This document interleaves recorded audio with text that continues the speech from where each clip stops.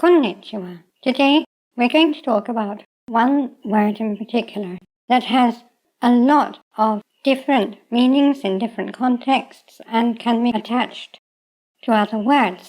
But more than that, we're going to talk about how this kind of word works and how we can understand them. We often see in dictionaries words that have a whole range of different and apparently unconnected meanings. I'm not talking about homophones here, where the kanji are different. They may not be related, although they sometimes are. But I'm talking about words that actually are the same word, but have a range of different meanings. And in these cases, the important thing to understand is that normally there's going to be a base, concrete meaning, and then from that, a number of metaphorical meanings. And this isn't just a side issue with human language. Human language, whenever it discusses abstraction, uses words that are based in concrete physical metaphors. And we may sometimes forget the concrete physical metaphors, but they're always there. Even when we talk about time, we have to talk about it in terms of space. We talk about time going forward or going backward. We talk about a timeline. A line is an entity that exists in space. We can't actually discuss time without discussing it in terms of space. And this continues with all other abstractions in human languages. The word focus originally means a hearth. People used to sit around the hearth fire, and that would be at the center, the focus of their activity. And from that physical metaphor come all the extended and abstract meanings of the word focus. The word stimulus originally meant an ox goad, a pointed stick that you would drive oxen along with. And from that come all the abstract meanings of stimulus. Politics comes from a word that simply means city. Economics comes from a word that simply means house. Now, we don't need to know the physical metaphors on which words like this are based, but when we come across words in Japanese that seem to have different and contradictory meanings, we do need to understand the basic metaphor in order to grasp the other meanings without learning them as a long laundry list of apparently random things. So if we see the word kiru in a dictionary, which means cut, we see lots and lots of meanings for it, like ending a conversation, severing a relationship, crossing a field. And all of these just come from the basic meaning of cut. Even in English, we talk about cutting across a field. Now that's easy enough, so long as we understand the principle, with a word like cut, where we have a very definite, clear-cut, if I may say so, equivalent in English. But when we come to words which don't have an exact English equivalent, it can get a bit harder unless we understand what they mean. And one of those words which we're going to see everywhere in Japanese is the word Komu. Now, Komu does not have an exact meaning in English, but we can see what it does mean by looking at the kanji. The kanji is essentially the kanji of iru, hairu, ireru, go in or put in, and that's on a road. It's a road that some people call the water slide. I always see it as a fast road, and that's exactly what's going on here. It's putting in on a water slide, putting in on roller skates, cramming in large quantities, putting in rapidly, putting in vigorously. That's what komu means.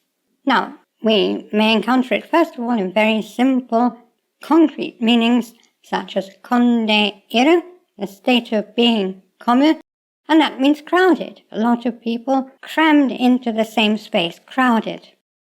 Now it can have more abstract meanings, like complicated, which is essentially the same. A lot of ideas, a lot of concepts, crammed into the same mental space. That's complication. And then it becomes attached as a helper verb to the e stem of other verbs. So we have tobikomu, which means jump in. It can mean literally jump into the water or something, but it can also mean jumping vigorously into a conversation, a situation, or any of the other metaphorical uses of jumping in. It can become more abstract with concepts like Damari Komu. Damaru means to be silent. Damari Komu means to be quiet about something, clam up about something. In other words, be quiet and keep everything komued up inside oneself, not letting anything out. Now, the word yomikomu is one that you'll see often if you have your computer or your tablet or whatever in Japanese, and if you haven't, why not? You'll often see the word come up, yomikomi chu.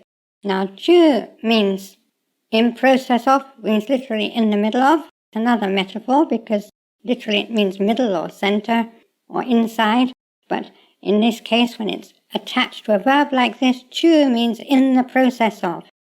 As we might say in English, in the middle of doing something. Yomikomi chu is being in the process of yomikomu-ing. And yomikomu here means loading. It means reading and cramming in. Reading data and putting it into memory. But the word has various other meanings, and while they are different, they're all based on the same fundamental metaphor. So, yomikomu can mean reading something several times, reading it thoroughly.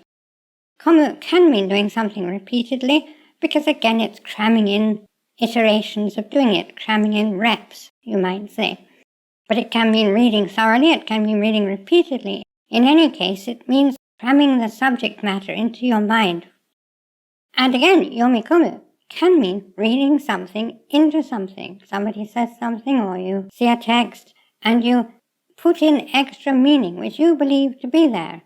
And very often it is. Texts can have implications. Reading something into something, again, can be yomikomu. And again, it's a very obvious and natural use of the metaphor. And once again, yomikomu can mean reading poetry or something with feeling, with emotion. You're not just reading it, you're putting something into it. You're putting in the emotion, you're cramming it with something, with emotion, with feeling, with expression. So all these meanings of yomikomu are different, and yet all of them essentially conform to the same metaphor. Read and cram something in. Now another common compounded verb with komu is omoi komu. Now the most common use of that, I would say, is to be under the impression, to be convinced of something, usually something that turns out not to be true. But that doesn't have to be the case. So omoi is thought, and komu is cramming in. So you have this thought crammed in, or this set of thoughts crammed into your mind. Whether they're true or not, they're in there, they're lodged in your mind.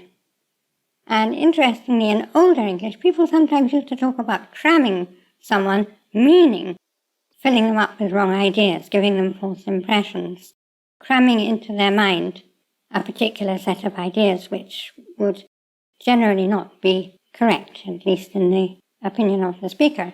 So omoi komu in that sense usually means having a strong impression, a strong belief, a strong notion that something is the case that probably in fact isn't. But omoi komu can mean other things as well. It can mean being in love, and it can mean having one's heart set on something. And in order to understand that, we need to know a little more about the word omoi, which, as I pointed out toward the end of another video, doesn't necessarily just mean thought or feeling. It can also mean love or desire. So, for example, the word kata omoi means one-sided love. Kata generally means side or direction, and kata omoi is one-sided or one-directional love, unrequited love. So omoi there is being used in the sense of love, affection, desire. So omoi komu can mean being in love. It can also mean having one's heart set on something, and that doesn't necessarily mean loving a person. It could mean having one's heart set on going on a picnic or anything. The point here is that omoi in the sense of desire and love is crammed into one, It's not just a passing whim, it's something that one's whole heart is set on, something crammed in. We'll come across a few other meanings of Komu too, especially when it's used, as it very often is, as a helper verb put onto the istem of another verb. But once we understand this point, that it's to do with cramming, that it's to do with filling, that it's to do with thoroughness, completeness, or with locking away, then we can understand how these other words are going to work when we hear them. If you have any questions or comments, please put them in the comments below, and I will answer as usual. I'd like to thank my gold Kokeshi patrons, my producer angels who make these videos possible, and all my patrons and supporters on Patreon and everywhere. And I'd like to thank you for attending this lesson. Korekara mo yoroshiku onegai shimasu. Class dismissed.